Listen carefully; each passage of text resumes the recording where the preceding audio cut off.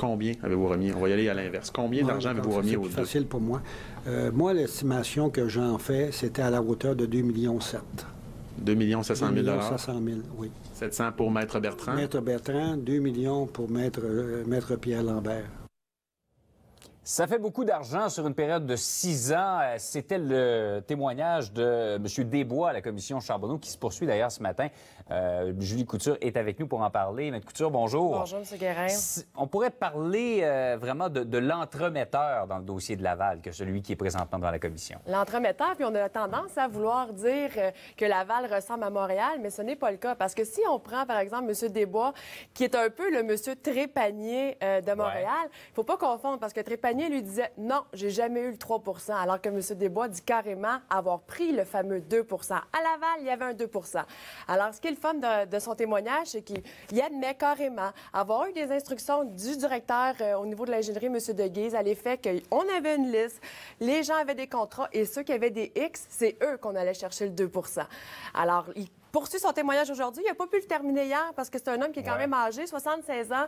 Alors, c'est important pour lui de se reposer. Il y a des petits problèmes de santé selon son avocat. Alors, il va reprendre aujourd'hui en expliquant tout ça. Il apporte aussi le fait que le maire, il veut savoir c'est qui les bons payeurs et les mauvais payeurs. C'est que le maire, d'après son témoignage, si on se fait à son témoignage, avait un rôle très actif. C'est pas juste qu'il est au courant, c'est vraiment qu'il dirige ça, là. Il dirige ça et il veut savoir qui étaient les bons payeurs, les mauvais payeurs et également, partage tout ça, là. Donne-en pas toujours au même, là. Tu sais, il faut que ça soit équitable. Fait qu'il y a beaucoup d'argent qui est arrivé à Laval, selon toujours le témoignage de M. Desbois.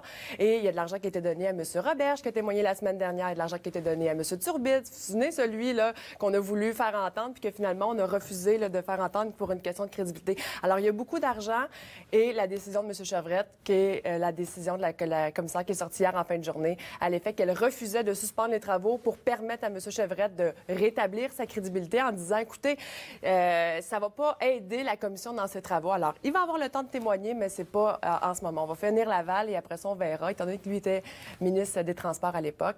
Et il avait été également représenté par son avocate là, du Parti québécois. Fait que, tu sais, la juge, c'est une bonne décision de ne pas le faire entendre, qu'on ne peut pas suspendre les travaux de la commission chaque fois que quelqu'un voudrait rétablir sa crédibilité. C'est ça, c'est qu'il faut avancer à un certain moment. On comprend qu'on écorche des gens au passage. On offre à M. Chevrette l'occasion de se faire entendre, mais cependant pas dans les paramètres qu'il voulait.